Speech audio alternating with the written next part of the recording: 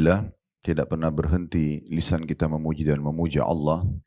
Sebagai seorang muslim, kita sangat yakin dengan kalimat la ilaha illallah yang berarti la ma'budu bihaqqin illallah. Tidak ada Tuhan, pencipta, pemilik, penguasa seluruh alam semesta ini, termasuk diri kita sendiri kecuali Allah. Dan Allah telah menjadikan kata syukur kepadanya itu sebagai kata penghubung antara dia dengan makhluknya, sehingga semua kehidupan makhluk tersebut di roda kehidupan di muka bumi ini akan terpenuhi. Itulah dua susunan kata Alhamdulillah. Dan Allah kekalkan dalam surah Ibrahim dalam Al-Quran yang mulia, la in syakartum la azidannakum wa la in kafartum inna adzabi lasyadid. Kalau kalian bersyukur maka pasti aku akan tambah, dan kalau kalian kufur maka tentu siksaku sangat pedih. Oleh karena itu jadilah sosok muslim yang selalu membasahi lidah dan bibirnya dengan kalimat Alhamdulillah. Selanjutnya kita panjatkan salam hormat kita kepada utusan Allah Nabi besar Muhammad sallallahu alaihi wa ala alihi wa sahbihi wasallam, sebagaimana Allah telah perintahkan kita untuk mengucapkan salam hormat ini, dan juga sebagai balas jasa 23 tahun dari masa hidup manusia terbaik ini dihabiskan untuk agama. 13 tahun fase Mekah semuanya dengan hinaan, cacian, dan puncaknya diusir dari kampung halamannya Mekah. Dan 10 tahun fase Madinah semuanya penyempurnaan agama, sehingga akhirnya kita bisa menjadikannya sebagai pedoman hidup kita. Pertama-tama tentunya kami pribadi sangat mendukung buat keluarga atas program seperti ini, pengajian. Mudah-mudahan ini bisa rutin terjalin dan berjalan, walaupun bukan dengan kami tentunya ya, tapi perlu setiap keluarga muslim ataupun yang sedang diamanahkan usaha, perusahaan, yang juga berarti punya interaksi dengan para staf untuk selalu menghidupkan majelis ilmu. Karena memang agama kita ini adalah agama ilmu. Agama kita adalah agama ilmu.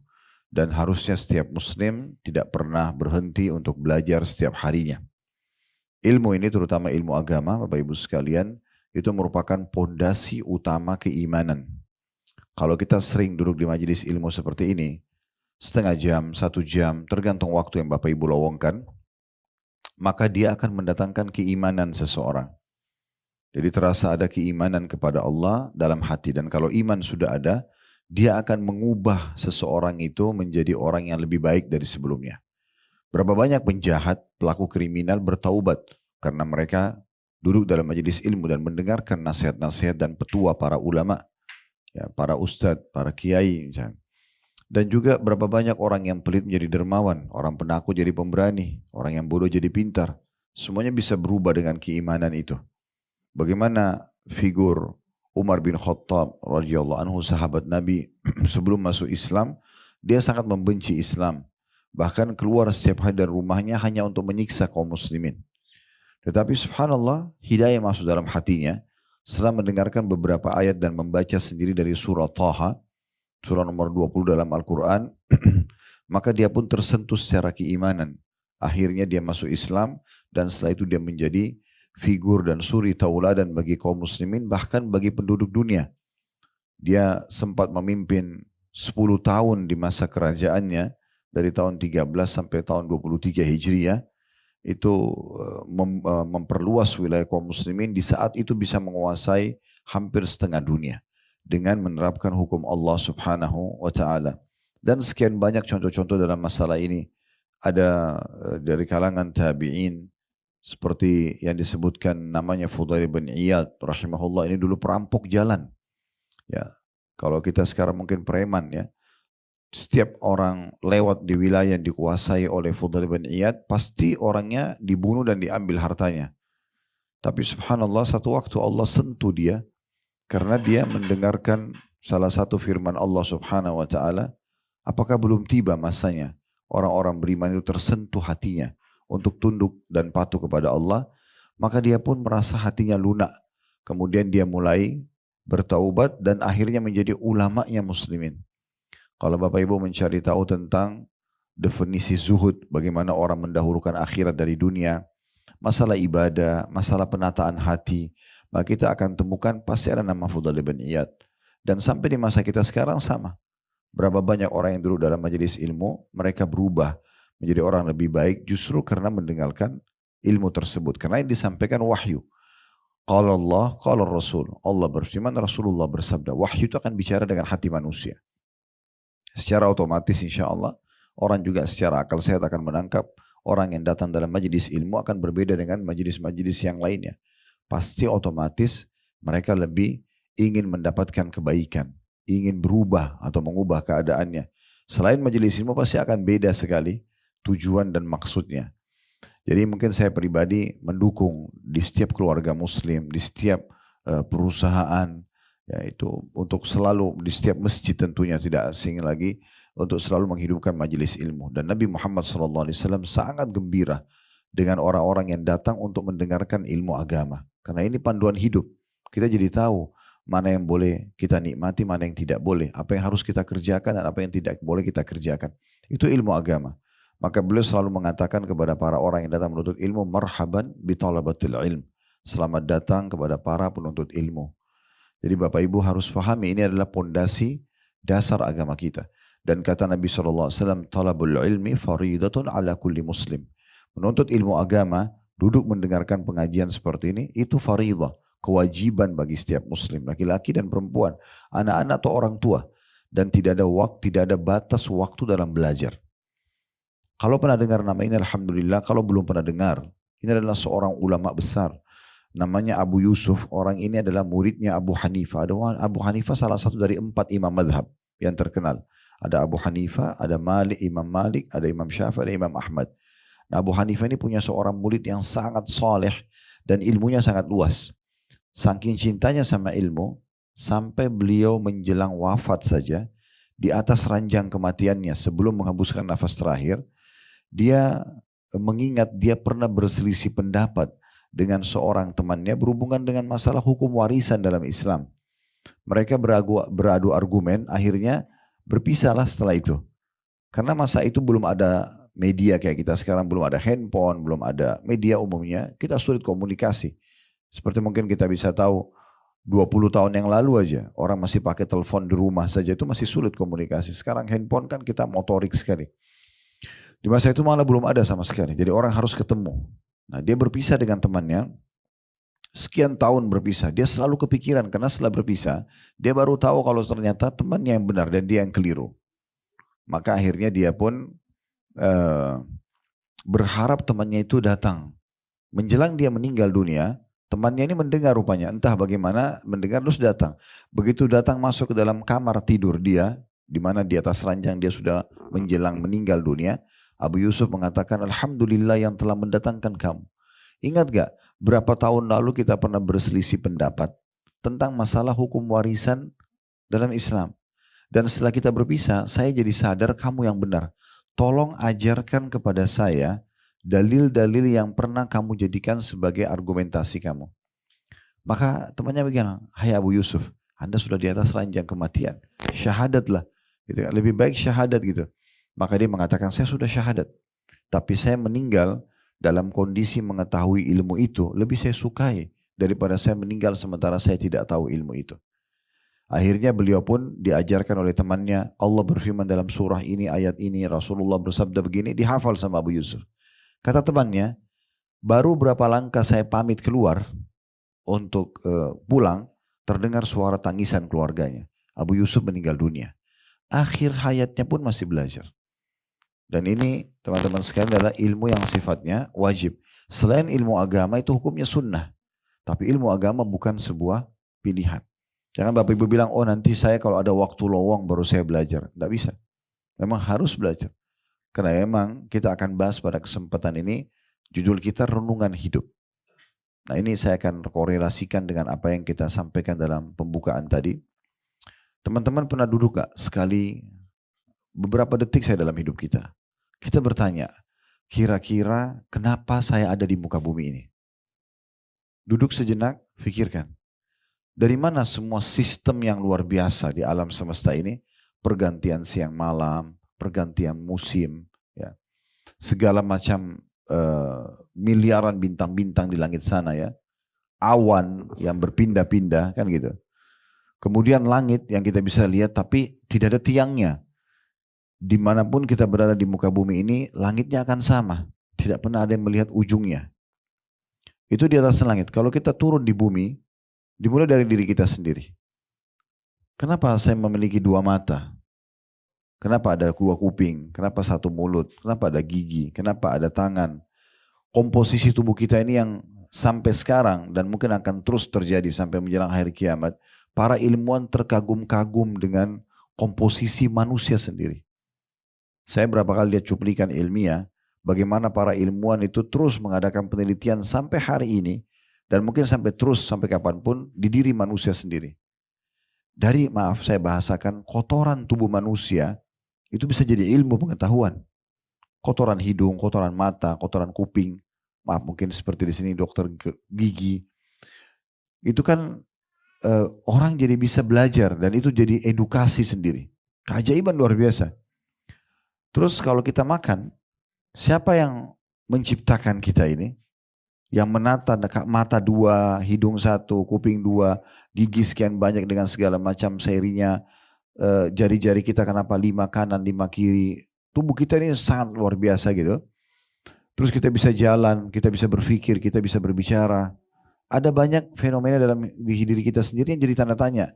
Kita kalau ngantuk tidur. Sekarang siapa yang ciptakan kita? Siapa yang ciptakan ngantuk? Kenapa kalau ngantuk harus tidur? Kenapa nggak lain gitu? Misalnya makan, misalnya olahraga, nggak bisa, harus tidur. Kalau kita lapar, siapa yang ciptakan kita? Dan siapa yang ciptakan lapar itu? Dan siapa yang pandu kita? Kenapa kalau lapar harus makan? Nggak yang lain. Misalnya tidur, bangun tidur tetap lapar. Kayak terarah ke satu sistem, mau nggak mau gitu. Sama dengan fungsi kuping, sama dengan fungsi tangan dan segala macam dalam tubuh kita ini. Saya pernah lihat satu cuplikan ilmiah, digambarkan tubuh manusia ini, Bapak Ibu sekalian, itu ibarat seperti satu pabrik raksasa, memiliki bukan satu dua, tapi ribuan lift yang siap membawa apapun yang dimasukkan oleh manusia dalam tubuhnya. Contoh misalnya, kita makan segigit buah, 1 sendok nasi dengan lauknya misalnya. Semua itu kan ada macam-macam komposisinya. Ada vitaminnya, ada zat besi, ada segala macam itu. Kita kan tidak bisa memilah itu. Kita cuma masukkan ke dalam mulut dan subhanallah kita nggak masukkan ke tempat lain. Kuping nggak bisa, ke mata nggak bisa, harus ke mulut. Ini kan kayak ada satu sistem yang harus memaksa kita tanda kutip ke situ. Lalu kita kunyah, setelah kita kunyah, ada rasa di lidah kita, oh ini manis, oh ini asam, oh ini pedas gitu. Terus kita telan di tenggorokan kita. Setelah kita telan di tenggorokan kita, itu kata para ilmuwan, semua komposisi makanan itu tiba-tiba masuk ke liftnya masing-masing. Yang ini ke darah, yang ini ke otot, yang ini ke terbagi dengan sendirinya. Dan yang tidak dibutuhkan oleh tubuh, itu akan menumpuk ke usus kita. Kemudian setelah itu dia menjadi kotoran dan dibuang. Dan siapa yang mengatur sistem itu sehingga terpilah-pilah dengan sangat detail makanan itu. Begitu juga dengan cairan yang kita minum misalnya. Yang ini dia di bagian tubuh, yang ini akan dibuang misalnya. Dan dibuang pun tempatnya sudah ada, nggak bisa ke tempat lain. Dan tidak bisa ditahan. Siapa di antara kita teman-teman yang bisa tahan kalau dia kebelet kencing? Maaf. Kalau dia kebelet buang air besar? Nggak bisa, harus terarah situ. Kalau tidak dibuang bisa meninggal. Ada seorang kapten kapal laut, kapal pesiar di Amerika, beberapa waktu lalu masuk di berita, meninggal dunia. Ditemukan jenazahnya di WC. Lalu diadakan penelitian, dicek semua satu kapal itu, karena ini kapten kapal. Apa ini? Mungkin ada yang sengaja mungkin ada yang sengaja membunuh dia, ya, membuat satu pembunuhan yang terstruktur segala macam. Tapi tidak ditemukan, tidak ada tanda-tanda itu, karena nggak ada luka di tubuhnya, nggak ada segala macam. Sampai para ilmuwan diutus khusus datang meneliti di tempat dia meninggal, di WC Dan ditemukan ternyata dia meninggal justru karena ini secara manusiawinya. Kalau secara agama ajalnya datang ya. Ternyata dia itu keracunan dengan kotoran dia sendiri. Dia selama 3 hari gak buang air besar. Pada saat dia buang air besar, sudah menumpuk racun di perutnya. Itu pada saat keluar di kapal karena WC-nya kecil, ya kurang untuk pembuangan udara, dia terhirup, dia meninggal dunia. Itu sebab manusia. Jadi ada sistem raksasa yang luar biasa yang mengatur kita mau nggak mau. Kita nggak bisa menghindar dan tidak bisa pilih yang lain gitu. Maka ini butuh tanda tanya, kita butuh merenung sejenak. Itu baru di diri kita, di sekitar kita nih. Oksigen, ya, air, api, udara, apalah, tanah, pohon-pohon. Belum kita bicara tumbuh-tumbuhan dengan beragam macam bentuknya. Ada yang sayuran, ada yang buah-buahan. Ya. Ini pohon jeruk, jeruk itu bentuknya begini, rasanya begini. Dan tidak pernah habis stoknya. Apel itu begini, pisang itu begitu. Siapa kira-kira teman-teman sekalian yang menata pisang dengan sisirannya yang rapi itu? Dengan warnanya yang menarik kuning seperti itu. Kulitnya yang lembut seperti itu. Dagingnya di dalam dengan begitu lembutnya dan enak sekali untuk kita makan. Dengan berbagai macam jenisnya. Begitu juga dengan ya, sayur-sayuran. Begitu juga dengan tumbuh-tumbuhan secara umum, rumputan sampai ke pohon beringin yang besar misalnya. Segala macam jenis. Ada manfaat bagi manusia. Begitu juga dengan hewan-hewan. Dari semut yang kecil sampai gajah yang besar. Sistem pencernaan, sistem pertahanan, jenis makanannya, dan segala macam. Kita kalau nonton di YouTube sekarang tentang masalah alam hewan-hewan, berbagai macam kehidupan mereka di sana kita bisa lihat.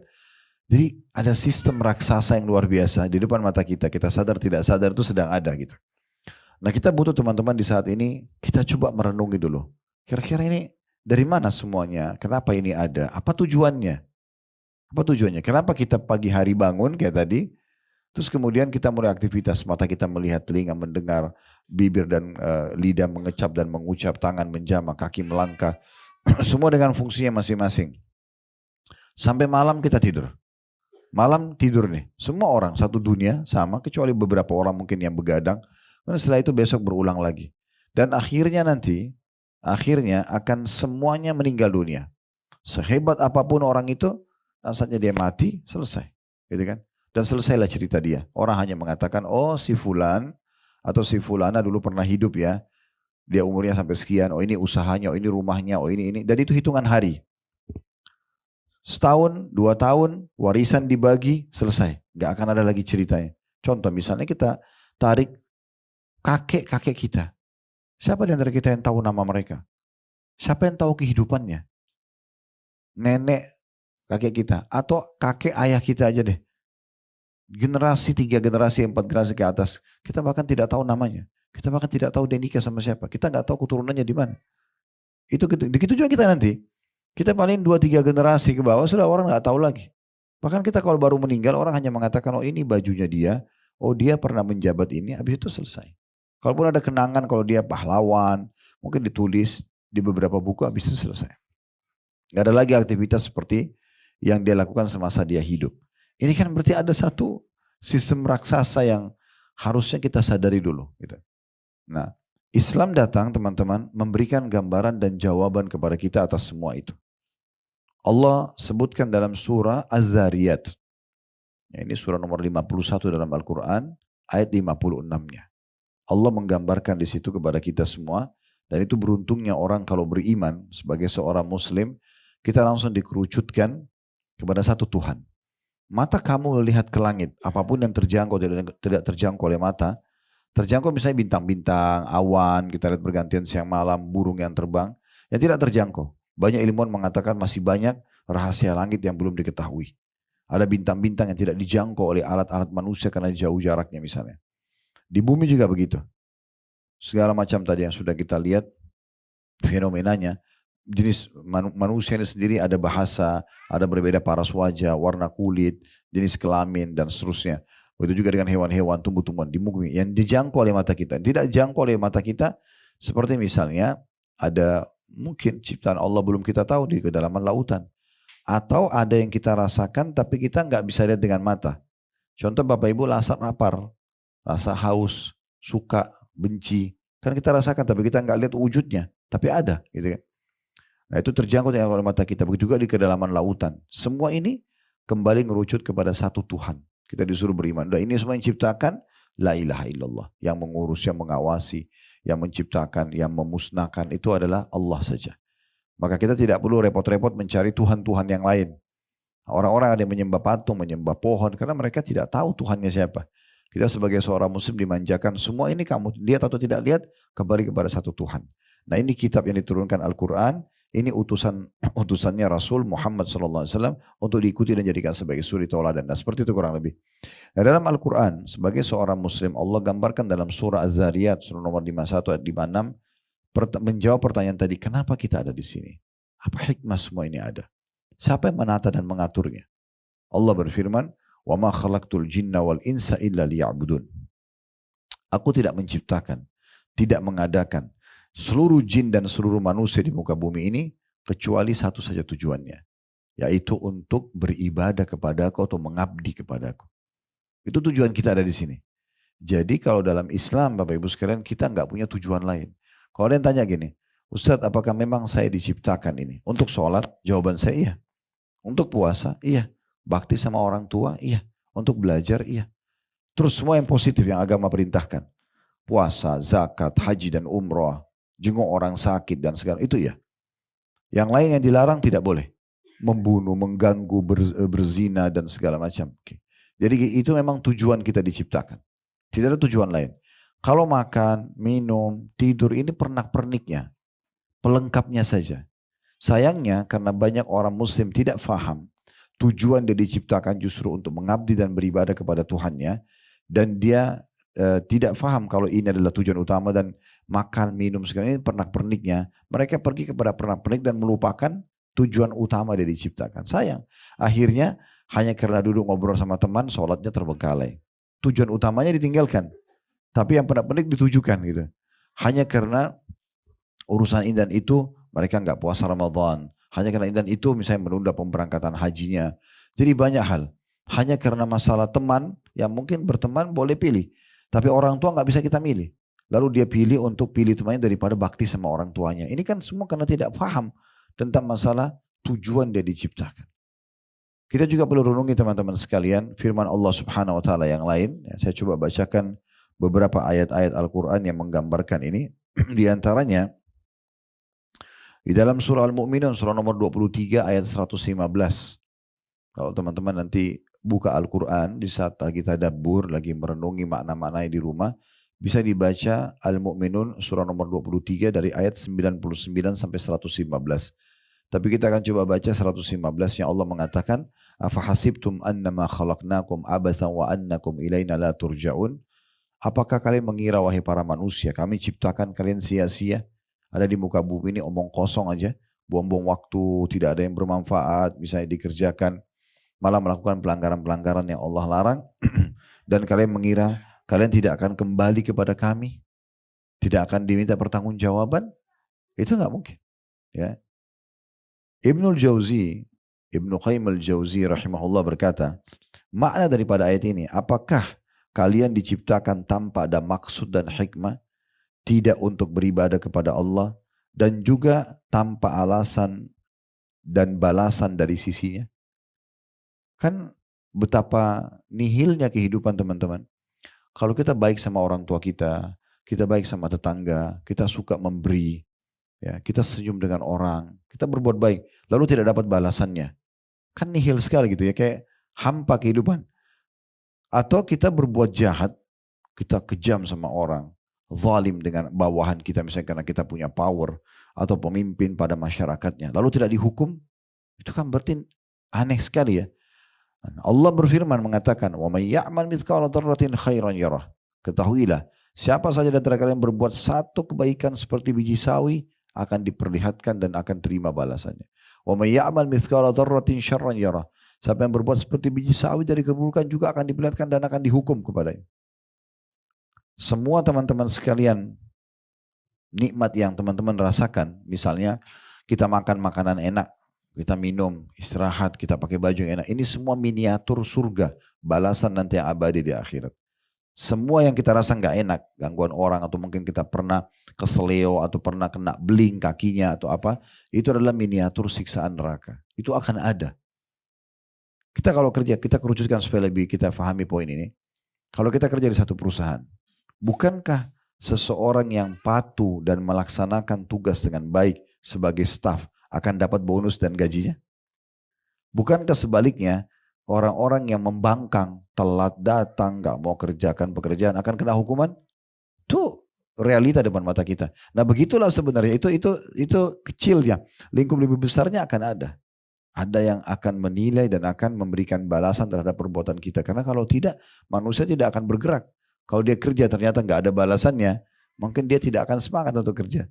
Atau kalau orang berbuat pelanggaran, mengganggu orang lain, mengambil yang bukan haknya, lalu tidak ada hukumannya, mungkin kriminal akan di mana-mana.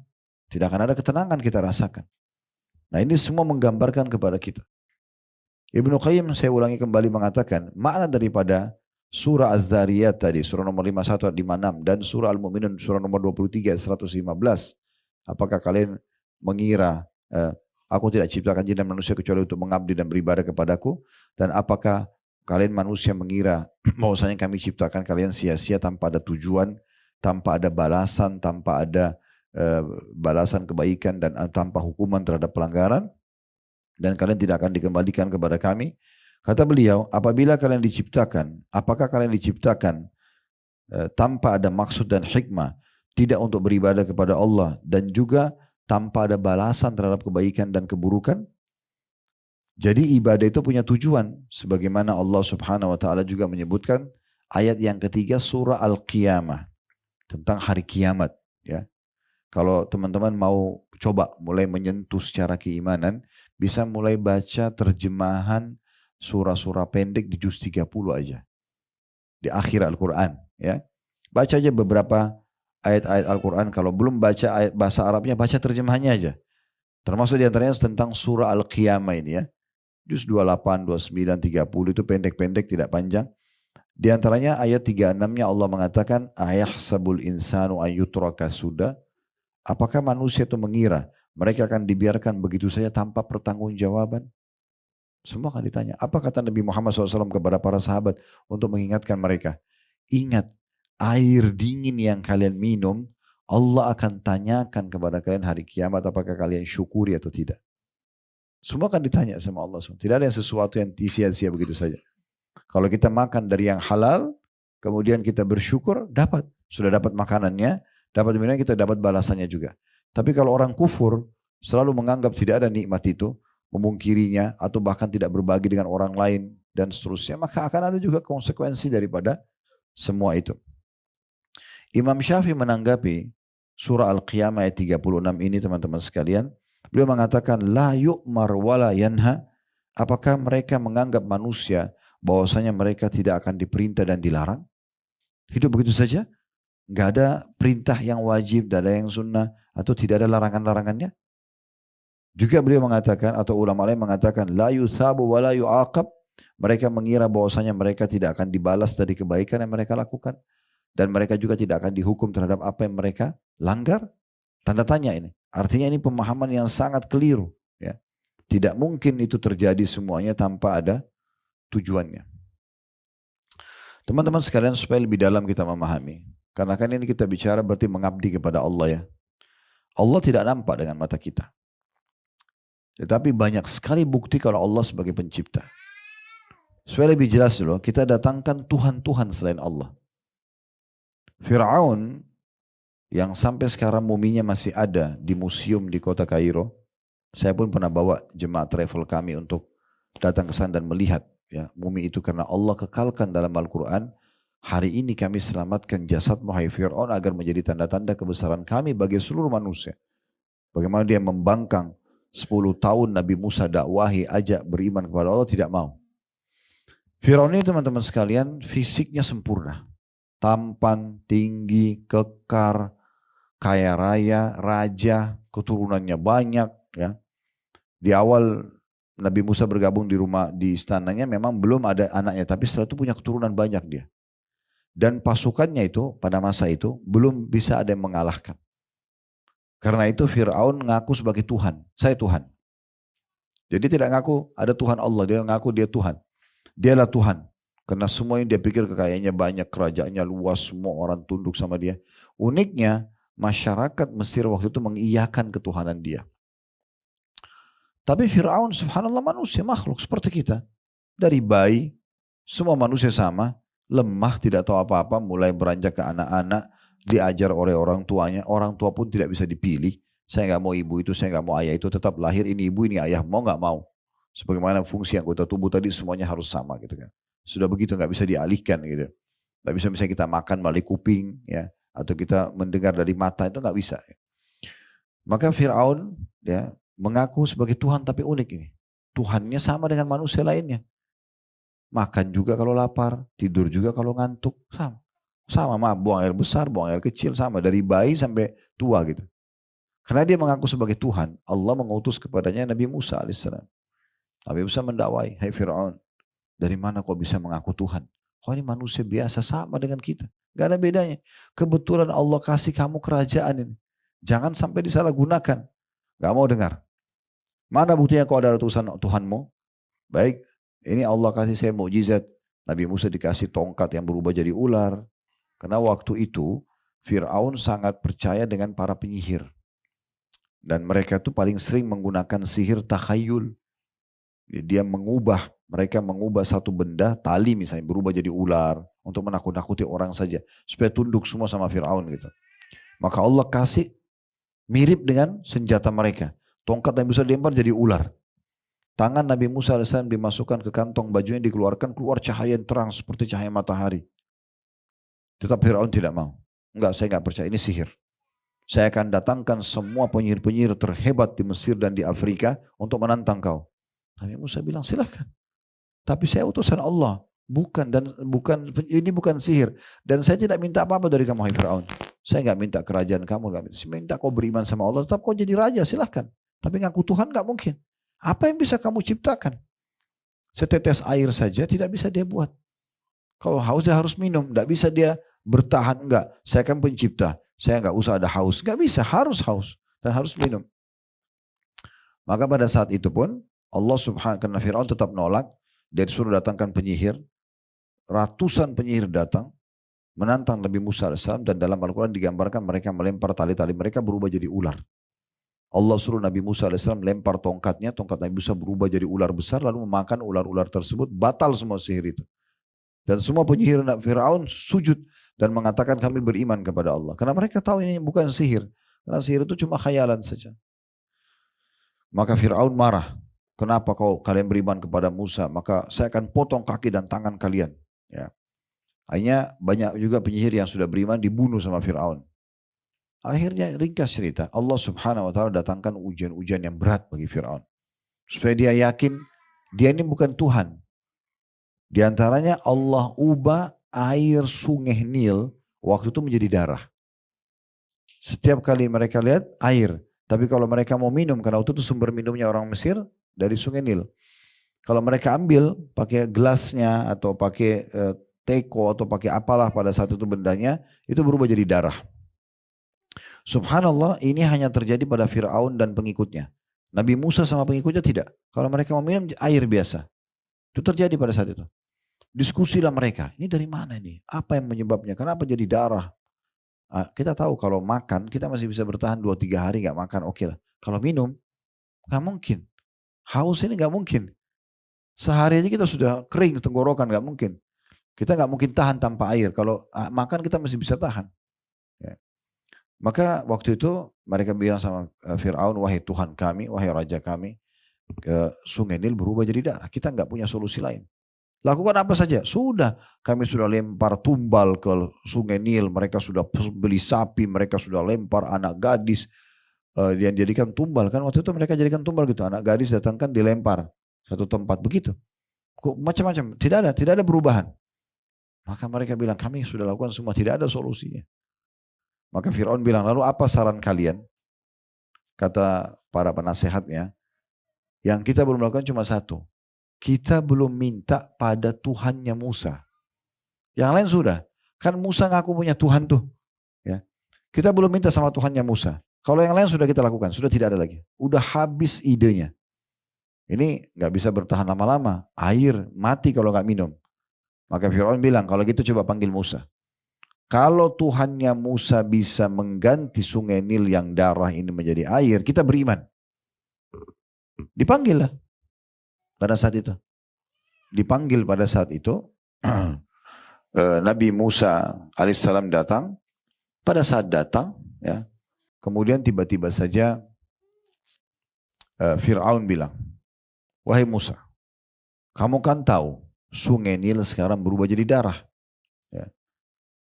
Kalau Tuhanmu bisa membuat ya, supaya sungai Nil ini dari darah berubah menjadi air lagi, kami bisa minum, kami akan beriman kepada Tuhanmu, hai Musa. Nabi Musa bilang di depan mereka, apa kau benar, hai Fir'aun? Dia bilang, tentu saja. Maka di depan Fir'aun, Nabi Musa angkat tangan sambil mengatakan, ya Allah, sebagaimana engkau telah menguji masyarakat Mesir, sungai Nilnya berubah menjadi darah, sehingga mereka tidak bisa minum, ini sebagai peringatan darimu, kembalikanlah ya Allah, menjadi air biasa. Akhirnya setelah berdoa, Fir'aun tes, air diambil berubah jadi air. Supaya tidak mau beriman dia. Dia mengatakan, oh ini berarti permainan sihirnya Musa ini. Musa bilang, bukan. Ini benar-benar saya bukan penyihir. Ini bukan peringatan dari Allah. Nggak mau beriman. Allah datangkan sesuatu yang lain. Satu negeri Mesir, Bapak Ibu sekalian, ini Bapak Ibu bisa baca semua artikel, dengarin ceramah-ceramah ya di media kita tentang masalah bagaimana mukjizat Nabi Musa alaihissalam, diantaranya datangnya katak. Satu negeri Mesir datangi katak. Sampai ke ranjang-ranjangnya Fir'aun. Mereka ribut, terganggu dengan suara kodok atau katak itu. Banyak sekali. Fir'aun suruh musnahkan. Dimusnahkan, dibunuh berapa ekor, muncul sekian lebih banyak lagi. Keluar dari Laut Merah dan dari Sungai Nil. Gak bisa. Akhirnya penuhlah negeri mereka dengan itu. Fir'aun bilang, apa yang kalian harus lakukan? Sudah kami lakukan semua, tidak ada solusi. Ini makin banyak kataknya. Maka penasihatnya bilang, kita coba minta lagi sama Tuhannya Musa. Mungkin bisa. Karena penyihir-penyihirnya mereka semua sudah didatangkan, tidak ada yang bisa buat apa-apa. Panggil lagi Musa. Musa datang lagi. Fir'aun bilang lagi, hai Musa, kau tahu sekarang negeri kita lagi diserang sama katak begini banyak. Kita tidak tahu dari mana asalnya. Kalau Tuhanmu bisa hilangkan ini, kami akan beriman. Kata Musa, hai Fir'aun, benar gak? Kalau benar saya akan minta kepada Allah sekarang di depan matamu. Tuhanku dan Tuhanmu untuk menghilangkan ini. Dan aku cuma ajak kau beriman kepadanya. Setelah itu, tetap kau dengan kerajaanmu, tetap dengan kalian. Tidak ada yang ganggu kerajaan kamu ini. Cuma beriman kepada, jangan aku Tuhan. Baiklah. Nabi Musa AS berdoa di depan Fir'aun, ya Allah hilangkanlah kata-kata ini sebagai ujian bagi masyarakat Mesir. Depan mata mereka, kata itu semuanya kayak bersatu ke satu arah menuju ke Laut Merah sama Sungai Nil. Masuk dalam air, hilang semua. Bersih Mesir. Fir'aun mengatakan, oh ini sihirnya Musa. Begitu terus. Terus saja. Satu demi satu semua mukjizat Allah ditolak sama dia. Sampai akhirnya sudah banyak orang yang yakin bahwasanya Musa kan bukan ngaku Tuhan, beda sama Fir'aun. Musa cuma mengajak kepada Tuhannya dia pun tunduk sama Tuhannya. Maka sudah mulai banyak orang beriman, akhirnya Fir'aun jengkel, harus dibunuh nih Musa. Dikejar Musa alaihissalam. Musa manusiawi lari dengan pengikutnya. Sampai tiba di Laut Merah, sudah depan mata dia Laut Merah. Laut Merah itu sekarang ada 4 negara ya, yang mengelilingi, yang dekat Laut Merah. Ada Mesir, ada Saudi, ada Palestina, ada Jordania. Jadi kalau kita ke negeri ini, ada satu titik, saya pernah datang ke situ bawa jemaah, kami datang ke titik Laut Merah itu dan kelihatan sekali kalau kita itu lihat 4 negara itu berhadapan gitu.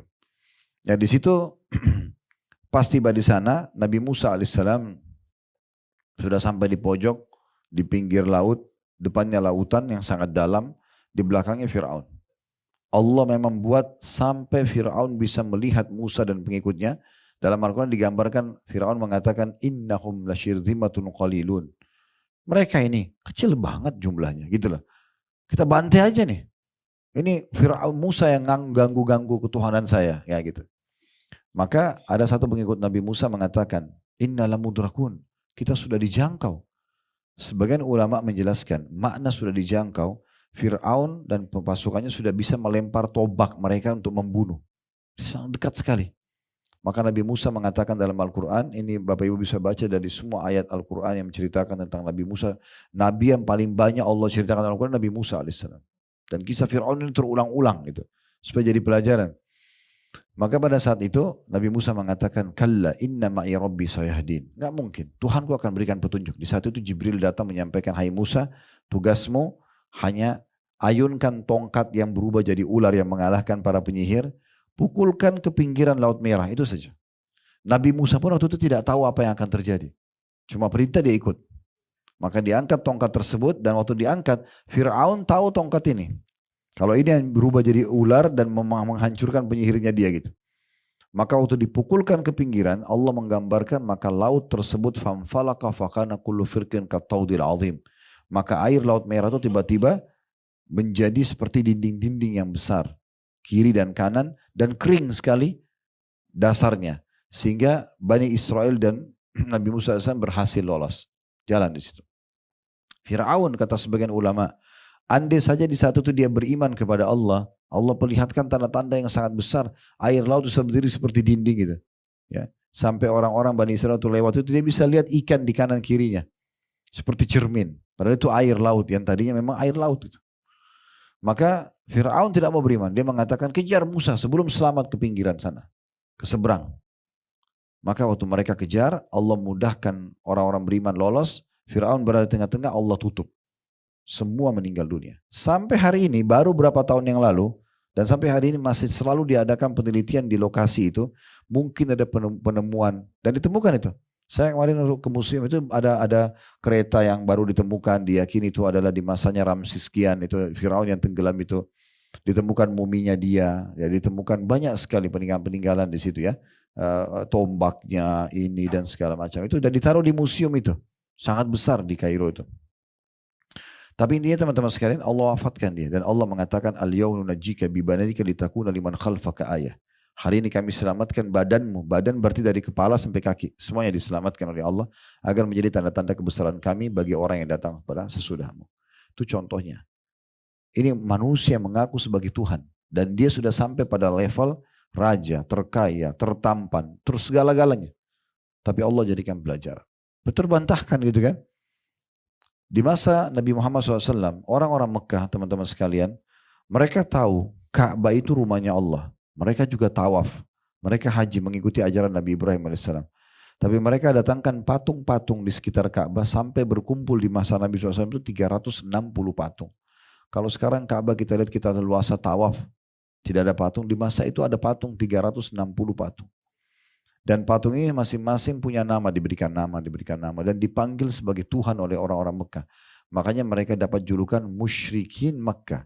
Orang-orang musyriknya Mekah. Musyrik maksudnya apa? Orang yang mempartnerkan Allah dengan makhluk. Mereka berdoa menghadap Ka'bah. Ya Allah bantu kami. Tapi habis itu balik lagi ke patungnya. Wahai Hubal tolong kami. Dia panggil. Wahai Lat, wahai Uzza. Nama-nama Tuhannya dipanggil-panggil sama mereka. Makanya namanya syirik. Allah tidak mau disyirikkan.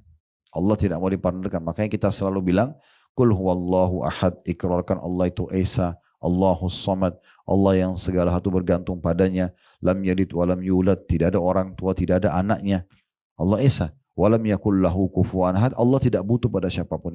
Itu konsep dasar 4 ayat surah Al-Ikhlas gitu ya. Dan mereka lakukan itu. Nabi SAW datang mengingatkan mereka tidak mau dengar. Nah sudahlah. Kenapa semua sembah kepada Allah? Nah ini cuma perantara aja kok.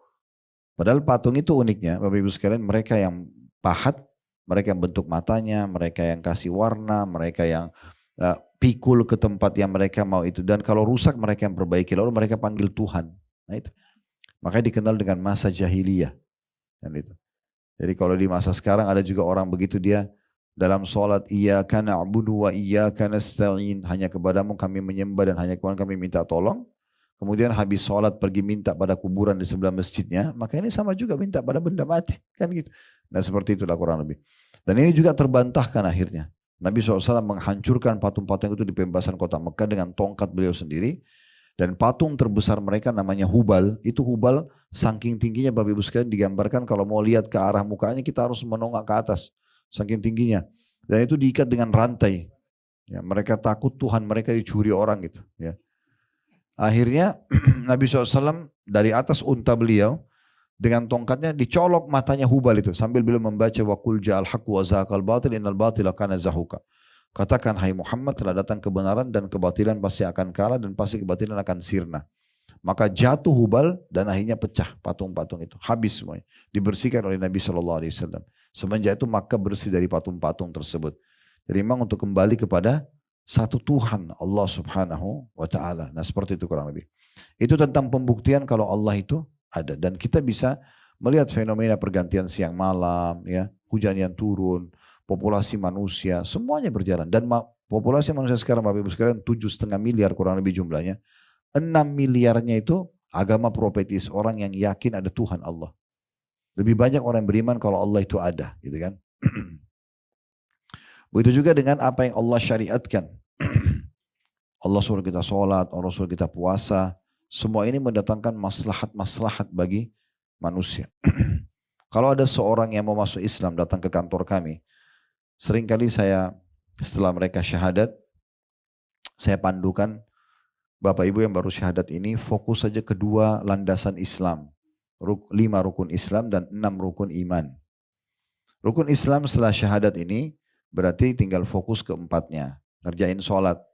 Ada rupanya sebagian orang Bapak Ibu sekalian tidak mau masuk Islam karena dia bilang orang Islam sholatnya banyak banget itu. Sehari 5 kali. Itu alasannya. Ada juga pernah alasan begitu. Lalu saya jelaskan. Sebelum itu tentu yang masuk Islam ini bukan karena dia mengatakan sholat banyak. Tapi saya jelaskan hampir semua yang masuk Islam saya jelaskan itu. Kalau yang di tangan kami. Lalu saya jelaskan. Saya bilang kalau seandainya Anda ini bekerja di satu perusahaan. Dan satu hari dipanggil oleh owner atau pemilik perusahaan ke ruangannya 5 kali. Untuk ditanya saja. Mau apa? Saya bantu. Kamu mau apa? Saya bantu. Ada kesalahan apa kau buat? Saya maafkan. Kira-kira seperti apa perasaan staf itu? Oh pasti senang Ustaz. Oke. Senang. Bagaimana tidak senang? Sehari 5 kali dipanggil dan mau dipenuhi kebutuhannya apa saja minta dikasih. Kesalahan apapun dimaafkan. Nah itu hakikat sholat itu sendiri. Sholat itu cuma absensi. Subuh ke duhur kita mungkin aktivitas, makan, bekerja segala macam. Ada mungkin kesalahan, kita tinggal melapor di duhur dimaafkan. Karena antara sholat dengan sholat kata Nabi SAW pembersihan dosa di antara keduanya. Begitu juga kita kalau ada hajat, mungkin butuh makanan, butuh minuman, butuh pakaian, butuh pekerjaan, minta kepada Allah Subhanahu wa ta'ala langsung. Berdoa di antara azan dan iqamah biasa dengar ya, ada waktu mustajab ya, waktu diterima 2 menit, 3 menit, 5 menit tinggal minta ya Allah tolong. Tidak ada melalui sekretaris, tidak ada melalui apa-apa. Tinggal kita sendiri. Alhamdulillah wassalatu wassalamu ala rasulillah. Puji Allah sedikit, Alhamdulillah. Baca salawat kepada Nabi SAW. Sampaikan hajat. Ya Allah sembuhin penyakit saya. Kemudian urusan saya dan segala macam. Selesai, clear. Sehari 5 kali. Jadi sholat itu maslahatnya buat si hamba itu. Bukan buat Allah subhanahu wa ta'ala. Supaya dia bisa bergantung dan minta kepada Tuhannya. Allah ingin kita manja. Minta, merengek. Gitu kan. Dalam doa, ya, menyampaikan hajat kepada Allah Bapak Ibu sekalian, berdoa dalam kondisi minta dipertahankan nikmat yang sedang ada, itu lebih afdal dibandingkan kita lagi ada masalah minta solusinya.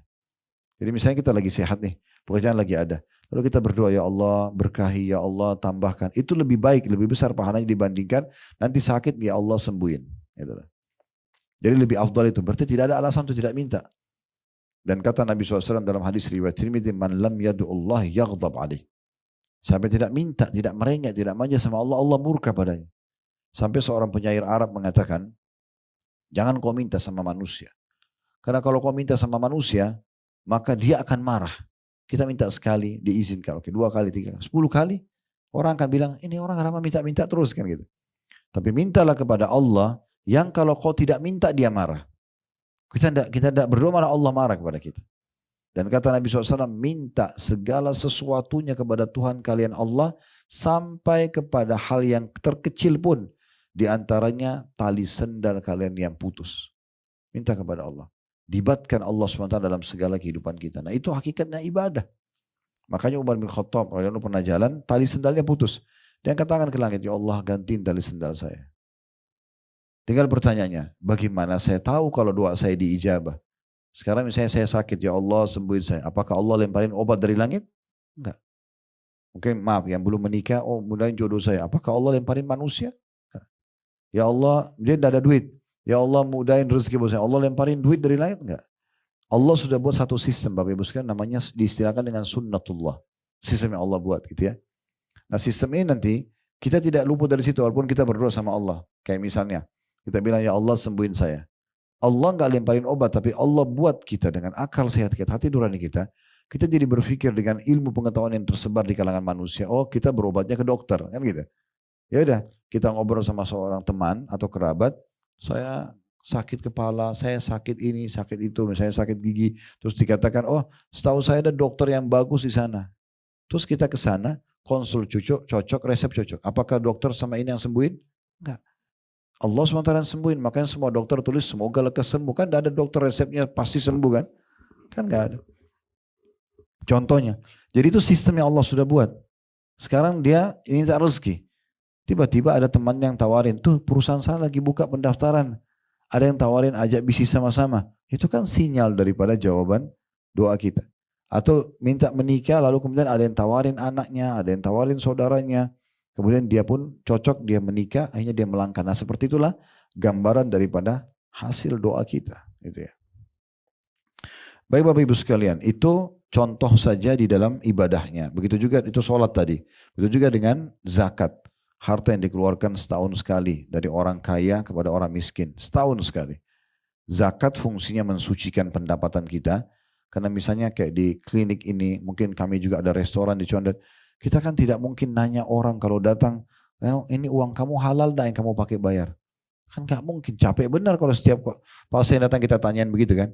Terus gimana caranya kalau ada yang datang, maaf ini ya, ini contoh saya. Ada yang datang, uang dari pelacuran, uang dari pencurian. Kita nggak mungkin nanya, caranya gimana? Allah datangkan satu sistem nih, keluarin zakat setahun sekali. Zakat itu untuk mensucikan pendapatan. Kita kan tidak tahu. Setahun sekali. Kalau yang setiap hari kita keluarkan untuk menambah, namanya sedekah. Beda, sedekah sama zakat, beda fungsi. Zakat untuk mensucikan pendapatan.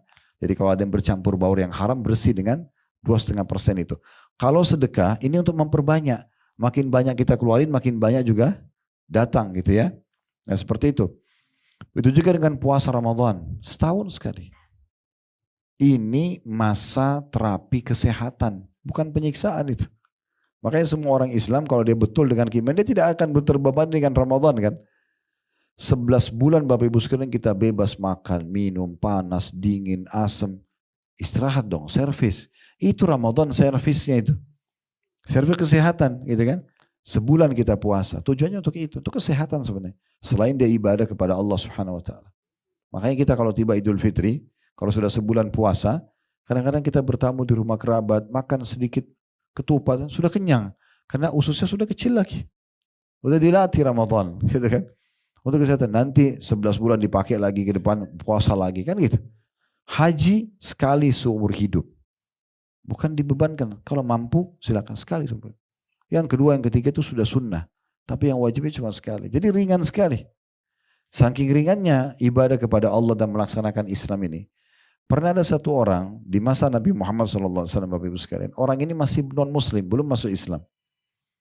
Dia datang ke masjid Nabi lalu dia bilang begini, siapa Muhammad di antara kalian? Kata Nabi Muhammad SAW, saya.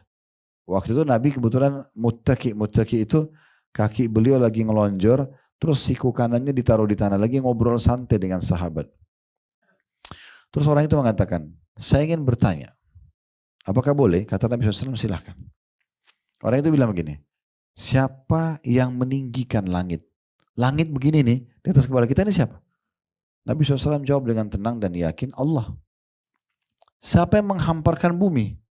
Sampai seperti ini. Bisa dicocok tanami, bisa dibangun di atasnya, bisa diambil hasilnya. Ini siapa yang buat? Nabi jawab, Allah. Terus dia bilang lagi, siapa yang tancapin gunung-gunung di atasnya, sehingga bumi ini tidak goyang sana sini, stabil gitu. Maka kata Nabi SAW, Allah. Orang ini lalu mengucapkan kata-kata para ulama, teman-teman sekalian. Nabi SAW lagi santai, tiba-tiba duduk serius. Karena pertanyaan luar biasa. Orang ini bilang, saya tanya kepada anda wahai Muhammad, atas nama Allah yang meninggikan langit, yang menghamparkan bumi, yang menancapkan gunung-gunung. Apakah Allah yang mengutus anda kepada kami? Maka Nabi SAW lagi duduk santai, duduk langsung. Ini serius nih pertanyaannya. Benar gak ini anda utusan Allah nih? Ada yang saya mau tanya setelahnya. Maka kata Nabi SAW sambil duduk, iya. Orang itu bilang lagi, saya tanya kepada anda atas nama Allah yang meninggikan langit, menghamparkan bumi, menancapkan gunung-gunung. Apakah Allah menyuruh anda menyampaikan kepada kami agar kami sholat 5 waktu? Ini aja, subuh, duhur, asar, maghrib, isya. Gak disebutin sholat-sholat sunnahnya, ini sholat wajibnya aja. Karena kalau wajib ini dikerjakan sudah selamat sebenarnya. Sunnah itu tambahannya kan gitu. Sholat duha, sholat malam, tahiyat masjid, wudu, ini semua tambahan. Sholat wajib ini 5 waktu. Satu sholatnya maksimal 10 menit. Subuh 10 menit, duhur, asar, maghrib, isya. Kalau dikali berarti 50 menit. Kita masih punya 23 jam plus 10 menit waktu untuk yang lainnya gitu ya. Maka apakah Allah mengutus anda untuk itu? Nyampaikan kepada kami, kata Nabi SAW, iya. Baik, saya tanya lagi atas nama Allah yang mendirikan langit, menghamparkan bumi, menancapkan gunung-gunung. Apakah Allah yang perintahkan kepada anda untuk menyampaikan kepada kami agar orang kaya kami mengeluarkan hartanya kepada orang miskin kami? Zakat. Kata Nabi SAW, iya. Saya tanya lagi atas nama Allah yang mendirikan langit, menghamparkan bumi, menancapkan gunung-gunung. Apakah Allah memerintahkan anda untuk menyampaikan kepada kami agar kami puasa Ramadan sebulan penuh dalam setahun sekali? Kata Nabi SAW, iya. Saya tanya lagi atas nama Allah yang mendirikan langit, menghamparkan bumi, menancapkan gunung-gunung. Apakah Allah memerintahkan anda untuk menyampaikan kepada kami agar kami haji ke Baitullah di Mekah sekali seumur hidup? Kata Nabi SAW, iya. Orang itu bilang apa? Apa yang saya dapatkan kalau saya kerjakan itu? Ini rukun Islam tadi. Apa yang saya dapat? Kata Nabi SAW, kau akan masuk surga. Orang itu langsung bilang, asyhadu an la ilaha illallah wa anna Muhammad Rasul. Masuk Islam dia. Syahadat. Lalu dia bilang, ya Rasulullah, saya tidak akan tambah dan kurangi. Itu aja saya fokus dah. Sudah syahadat nih, saya tinggal sholat 5 waktu. Nanti setahun sekali saya zakat kalau saya punya harta. Setahun sekali saya puasa Ramadan. Sekali seumur hidup saya pergi haji. Itu aja. Kan janjinya masuk surga. Lalu dia bilang, saya tidak akan tambah dan kurangi. Orang itu pergi. Apa kata Nabi SAW kepada yang sedang hadir? Siapa yang mau lihat penghuni surga, lihat orang ini. Itu aja Islam. Gak ada sesuatu yang berat. Apanya yang berat? Untuk beriman kepada Allah, ringan semuanya, gitu kan. Sholat sekali, tadi 5 kali sehari dan waktunya berbisa-bisa. Maksimal. 10 menit satu sholat itu sudah lama itu. Ya gak? Apalagi kita orang Indonesia, Masya Allah. Ya. Sholatnya kalau ada perlombaan-lomba cepat sholat, bisa juara kita. Allah, berallah. Bukan semuanya. Jangan dipotong lagi ceramah saya ini. Tapi kan ada kita lihat itu ya. Jadi kalau kita sholat subuh 2 rakaat, 2 menit, 3 menit selesai. Cepat banget sebenarnya selesai. Anggaplah yang khusyuk ini 10 menit kan itu. Subuh 10 menit, duhur 10 menit, asar, maghrib, isya 50 menit. Dari 24 jam berarti kita masih punya 23 jam plus 10 menit. Apa kata Nabi SAW? Awal amal dihisap hari kiamat sholat. Kalau sholatnya lolos, aman, maka semua akan baik. Terbantukan. Dalam riwayat lain, beruntunglah orang itu. Kalau sholatnya buruk, maka rugilah dia. Riwayat lain akan mengganggu amal yang lain. Satu-satunya perintah Allah Subhanahu Wa Taala kepada Nabi Muhammad SAW yang dalam bentuk syariat ya, yang diterima di langit itu hanya sholat. Harus terjadi perjalanan Isra. Surah nomor 17 dalam Al-Quran, surah Isra, perjalanan dari Masjidil Haram ke Masjid Aqsa. Belum bertemu dengan ruhnya para nabi-nabi. Sampai sekarang masih dikenang di Masjid Aqsa di bawah sebelah sisi kanan. Itu ada besi, diyakini dulu bekas diikat buraknya dan segala macam gitu ya. Itu keyakinan orang. Tapi Nabi SAW bilang memang saya mengikat burak di tempat para nabi-nabi yang mengikat tunggangannya. Kemudian Mi'raj ke langit pertama, kedua, ketiga sampai menerima langit ketujuh, setelah itu menerima perintah sholat, balik lagi ke bumi, itu hanya untuk menerima perintah sholat. Yang lain semuanya zakat, puasa, jihad, semua diterima di bumi. Itu saking pentingnya masalah itu, kan gitu. Jadi Islam itu ringan sekali sebenarnya, ringan. Dan kita kalau menjalani agama dengan baik dan beribadah ini kita jadi tahu ya, bahkan terkontrol. Makanan mana yang boleh, mana yang tidak boleh. Pakaian mana yang boleh, mana yang tidak boleh. Pergaulan mana boleh, mana yang tidak boleh. Pendapatan mana yang boleh, mana yang tidak. Terpandu. Dan subhanallah terbukti lagi secara ilmiah Bapak Ibu sekalian. Semua yang halal itu baik-baik semuanya. Semua yang haram itu buruk-buruk. Ya. Coba Allah perintahkan apa kita? Jujur, amanah, tanggung jawab, bakti sama orang tua, baik sama kerabat, ya, bersedekah. Kan baik-baik semua itu. Lalu dijanji pahala sangat besar. Dapat ini, dapat ini, dapat ini. Semua yang buruk-buruk itu. Bohong, menipu, menggibah, memfitnah, memukul. Semua dilarang. Dan ada ancamannya berat.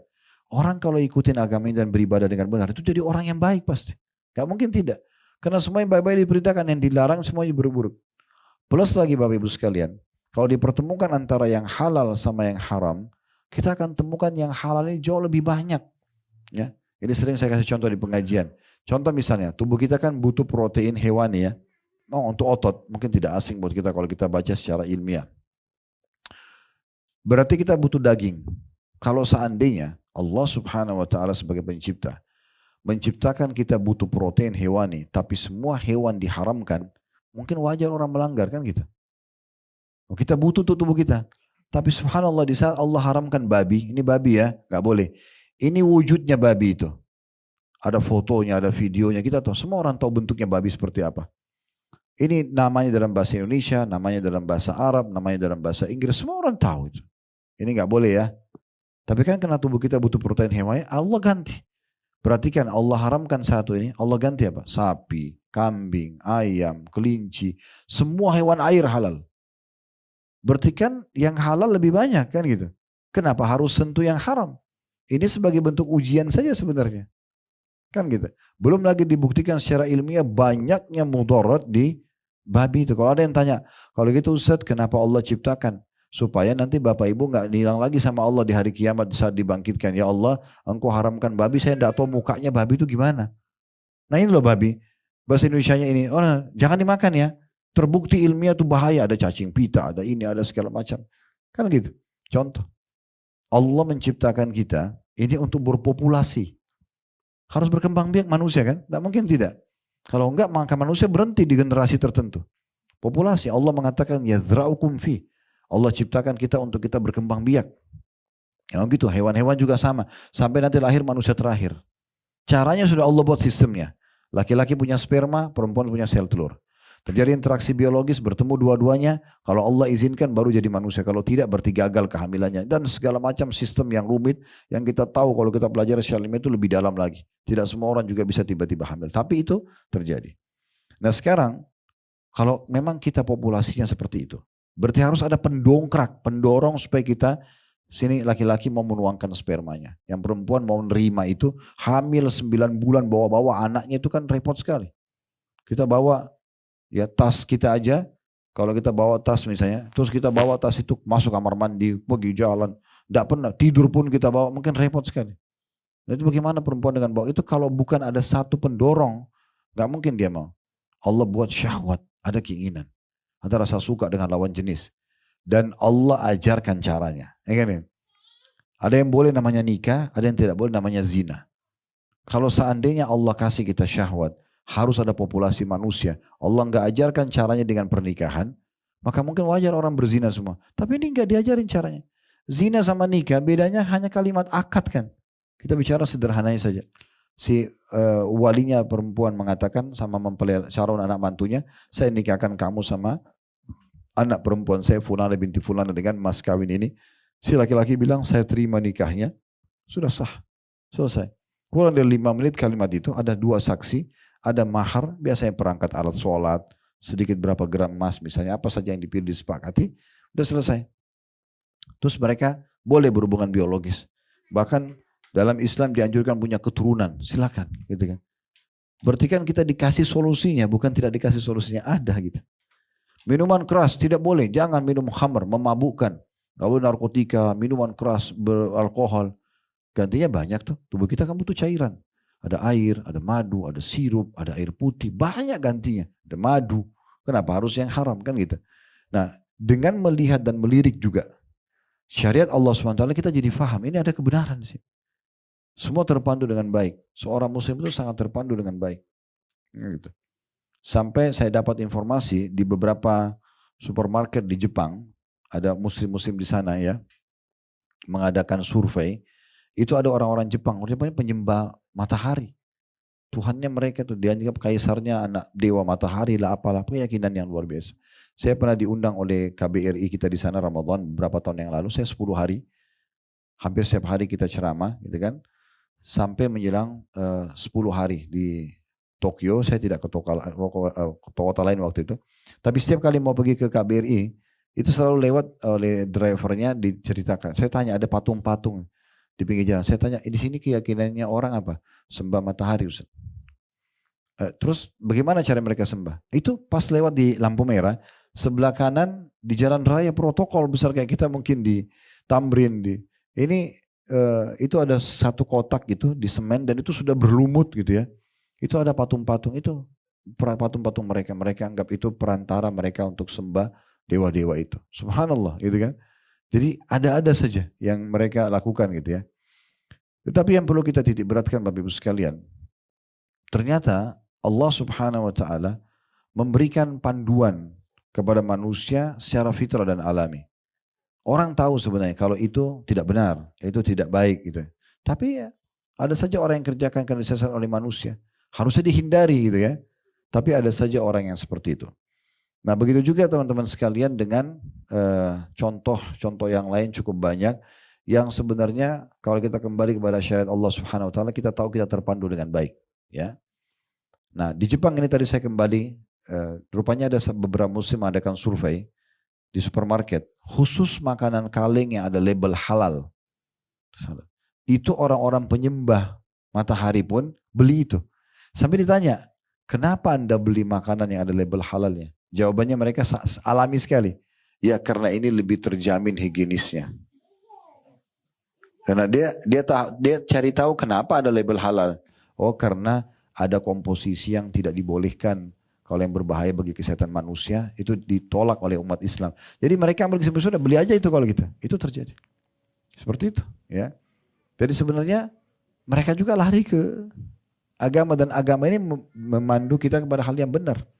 Syariat Allah SWT itu kepada yang benar. Jadi nggak ada yang perlu dikhawatirkan, kan gitu. Itu contoh-contohnya. Dan cukup banyak tentunya yang berhubungan dengan masalah ini ya. Banyak sekali contoh-contoh yang berhubungan dengan masalah ini. Dan banyak sekali orang kalau kita lihat yang mu'alaf yang masuk Islam, kita kalau dengarin masuk Islamnya mereka itu unik-unik gitu ya. Unik-unik sekali. Ya, mungkin kita karena sudah terlanjur lahir dalam keadaan Islam misalnya, kita tidak terlalu berpikir ke situ. Tapi subhanallah banyak orang yang menyampaikan kisah-kisah uniknya yang akhirnya mereka tersentuh secara spiritual. Dan cukup banyak tokoh-tokoh dunia seperti itu. Nah cukup banyak ini kita kalau kita tarik ke dalam realita kehidupan kita dalam sehari-hari gitu. Nah Ibnu Taimiyah memaknakan ibadah itu, Bapak Ibu sekalian yang merupakan tujuan kita diciptakan. Beliau mengatakan itu mengandung ya, mengenal, mencintai dan tunduk kepada Allah dan juga kita cinta dan ridho terhadap keputusannya. Ya. Titik sentral yang paling urgen dalam masalah ibadah ada dalam hati manusia berupa keimanan dan selalu saja berusaha untuk mengenal syariat Allah sehingga menerapkan dalam kehidupan dan juga bertaubat bila punya kesalahan. Dan dengan adanya pemikiran seperti ini, maka seseorang itu merasa punya Tuhan, dia tahu mana yang harus dia kerjakan dan bagaimana kalau dia berbuat salah untuk dia kembali. Ada satu filosof Arab, dia menggambarkan pada saat dia mau meninggal bingungnya dia karena tidak tahu Tuhan. Gitu kan. Rupanya selama dia hidup Bapak Ibu sekalian dia menyusun ratusan bahkan ribuan bait-bait syair. Isinya itu menolak ada Tuhan. Mana Tuhan? Tidak kelihatan. Coba kalau kalian yakin ada Tuhan, kalian pertemukan dengan saya dan seterusnya. Seperti perkataan banyaknya orang-orang ateis gitu. Ringkas cerita, pada saat dia mau meninggal dunia, di sekitar ranjang dia ada orang murid-muridnya. Lalu dia mengucapkan syair-syair kurang lebih 20 bait syair saja. Membantah semua ribuan syair dia yang lalu-lalu. Dia sendiri yang bilang gitu. Di antara potongannya dia mengatakan, jitu wala adri min aina jitu. Saya lahir di muka bumi ini, tapi saya terus bertanya, dari mana asal saya? Kalau dari ibu sama ayah saya di mana? Ayah ibunya lagi. Ayah ibunya lagi sama mana? Ada lagi. Siapa yang pertama ini? Manusia pertama siapa? Dan kalaupun ada manusia pertama, siapa yang ciptakan manusia pertama itu? Dia bertanya sendiri nih. Di ranjang kematian setelah dia membantah adanya Tuhan. Terus dia mengatakan, fawajadtu amami tariq. Saya temukan pada saat saya hidup, ada sebuah sistem. Ya. Masyaitu syi'tu dzalika am abait. Saya harus ikuti sistem itu, saya mau atau enggak mau. Tadi saya kasih contoh kan kalau makan melalui mulut, melihat melalui mata, telinga mendengar, ada sistem. Saya mau enggak mau harus ikutin itu. Ya. Ngantuk tidur, enggak bisa makan. Lapar harus makan, enggak bisa tidur. Harus itu sistem kan gitu. Dia bilang mau enggak mau. Lalu dia mengatakan, kalau saya berbuat baik, kira-kira siapa yang menilai perbuatan saya baik dan apa balasannya? Siapa yang akan membalas? Kayak jujur, kayak amanah. Kalau saya berbuat buruk, siapa yang menilai itu buruk dan siapa yang akan menghukum saya? Lalu dia mengatakan, lastu adri. Saya benar-benar bingung, Lalu dia mengatakan, apakah hidup saya masih panjang atau pendek? Kalau saya mati, Apa setelah kematian ini? Ada apa setelah kematian itu? Gitu. Apakah ada kehidupan lagi di sana? Gitu. Saya tidak tahu, saya tidak tahu. Kemudian dia tutup terakhir syairnya, dia mengatakan apakah teka-teki ini ada yang punya jawabannya atau tidak. Lalu dia meninggal dalam kondisi tidak tahu apa tujuan hidupnya, kenapa dia ada dan segala macam. Meninggal, dia bantah sendiri syair-syairnya dia. Kita sudah dipandu untuk itu. Tinggal kita menjalankan perintah Allah Subhanahu wa taala, kita nikmati yang dihalalkan, meninggalkan yang haram, maka kita akan sesuai dengan real tujuan kita diciptakan Bapak Ibu sekalian. Nah, dari sini kita ambil juga sebuah kesimpulan penting teman-teman sekalian, bahwasanya kalau ada orang ya yang justru memilih selain tujuan daripada dia diciptakan ini, berarti pasti akan beda jalannya. Saya akan tutup dengan ini rasionalnya. Di muka bumi ini ada dua jalan, tidak ada jalan yang ketiga. Ini dipandu dalam agama Islam. Satu jalan yang benar, satu jalan yang salah. Jalan yang benar jalannya Allah. Yang tadi sudah panjang lebar kita jelaskan ya. Allah menjanjikan bagi orang yang beriman dan patuh itu adalah surga. Surga ini subhanallah biar orang belum pernah masuk. Kalau ditanya mau masuk surga enggak? Padahal sudah pernah lihat belum? Bagaimana bisa langsung mau gitu kan? Karena memang fitrahnya alaminya orang tahu surga itu balasan baik. Apalagi kalau baca. Saya sudah angkat di YouTube, ada di playlist YouTube kami. Itu ada 33 bab, 30 bab tentang surga saya sudah bahas. Pintu gerbangnya, tanahnya, istanahnya, pohon-pohonnya, pelayan-pelayannya, pakaiannya, dipan-dipannya semua terinci disampaikan dari Al-Quran dan hadis Nabi SAW. Juga ada 33 bab khusus neraka dengan segala macam jenis siksaannya gitu. Ya. Jadi sebenarnya secara fitrah alami orang tahu. Intinya jalan pertama jalannya Allah, ujungnya akan ke surga nanti. Juru bicaranya Allah itu para nabi-nabi. Itulah sebabnya nabi-nabi diutus. Di antaranya kita imani Nabi Muhammad SAW. Penyambung lidah para nabi-nabi adalah para ulama dan da'i. Bapak Ibu kalau ketemu sama mereka ini, di antaranya kita duduk majelis ilmu begini ya, kita akan dipandu kepada ajaran para nabi, dan ini jalannya Allah, ujungnya surga. Jujurlah, amanahlah, tanggung jawablah, Bapak Ibu dapat ini nanti masuk surga. Nah gitu kan. Jalan kedua dan tidak ada jalan ketiga, ini jalan yang salah. Pernah dengar iblis ya? Iblis adalah golongan yang jahat dari jin. Jin itu Bapak Ibu sekalian mirip sama kita manusia ya. Ada 3 golongan. Ada jin yang beriman sama dengan manusia beriman. Tapi ini jin beriman sama manusia beriman sudah saling tahu. Tidak ada interaksi di antara mereka. Makanya Allah buat jin tidak kelihatan ya. Jadi gak usah kita berteman sama mereka, gak usah nikah sama mereka, gak usah jual beli sama mereka. Mereka punya alam itu ada. Sebagaimana kita manusia ada, jin juga ada ya. Mereka juga ada pasarnya, ada jihadnya, ada perang, ada seperti kita manusia, cuma kita tidak nampak. Itu dua sisi. Orang beriman. Ada juga jin yang fasik. Jin fasik ini jin yang masih banyak buat dosa, walaupun dia muslim. Seperti di alam manusia juga ada kan? Ada manusia fasik. Dia sholat tapi dia masih zina, dia sholat tapi dia masih ini masih ada dosanya. Namanya fasik. Yang ketiga, jin kafir. Di manusia juga ada yang kafir. Nah, di alam jin ini yang fasik sama kafir namanya syaitan. Namanya syaitan. Jadi semua syaitan pasti jin, tidak semua jin itu syaitan. Bisa difahami ya? Harusnya connect karena sebentar mungkin mau makan siang ini. Jadi di alam jin itu Bapak Ibu ada dakwah, ada jihad, ada segala macam. Seperti kita ya. Tapi kita nggak nampak. Nah, itu penting. Nah, pemimpin syaitan jin yang menyimpang nih, itu iblis. Allah gambarkan dalam Al-Quran bagaimana dia membangkang tidak mau sujud kepada Adam. Allah laknat dia, diturunkan, dia akan dimasukkan dalam neraka. Nah, dia janji dia akan sesatkan anak Adam. Itu sudah diceritakan panjang lebar, sudah dibeberkan sama kita. Awal cerita manusia sampai nanti ujungnya surga dan neraka sudah rinci semuanya. Sudah terbuka, terbapar lebar depan mata kita. Yang jelas Bapak Ibu sekalian, iblis ini punya juru bicara. Kalau ikuti dia neraka ini. Neraka dengan segala macam sisa. Tadi saya bilang kalau Bapak Ibu lihat di playlist YouTube kami, di Halid Bersama Official ada 33 bab saya bahas tentang neraka. Panjang lebar. Jadi siksaannya, orang zina begini, orang riba begitu, orang bohong begini, mencuri begitu, macam-macam. Yang jelas itu sudah disampaikan semuanya. Nah, orang kalau ikuti iblis ke neraka. Nah, iblis ini juru bicaranya dukun, peramal, penyamun, penyihir dan ahli maksiat. Kita kalau berteman sama mereka dibawa ke jalan iblis ke neraka. Tidak ada jalan ketiga. Kita tentuin dari sekarang. Kan gitu. Nah, ini renungan hidupnya Bapak Ibu sekalian. Jadi bagaimana kita memahami kita ada di sini buka bumi karena ada tujuan utama. Jangan keluar dari rel tujuan utama itu. Sehingga akhirnya kita dapat panduan hidup selama di dunia. Dan juga di akhirat kita dapat balasan yang terbaik. Dan jangan sampai sesat ini salah jalan dengan jalan iblis. Akhirnya menuju ke jalan-jalan yang keliru dan diajak untuk maksiat kepada Allah Subhanahu Wa Taala. Terlebih lagi tadi saya bilang sebagai penutup juga. Semua yang Allah perintahkan dan Allah ajarkan benar, bagus. Dan yang diajak selain daripada itu yang dilarang buruk. Maka iblis mengajak kita pada yang buruk. Kita sudah tahu tuh bohong gak baik. Kalau dibohongi orang gak enak. Kita juga bohongi orang kita gak dipercaya. Kan gitu. Allah perintahkan kita jujur misalnya. Dan gitu. Kita pelit orang gak suka. Kita dermawan orang suka. Jadi Allah sudah buat seperti itu sistemnya. Sehingga kita tinggal melalui saja. Bahagianya seorang muslim karena sudah tahu semuanya itu diberikan bocorannya. Sampai kalau kita mau masuk surga tertinggi pun nanti di akhirat bisa disampaikan caranya. Selama masih hidup masih bisa mendapatkan itu.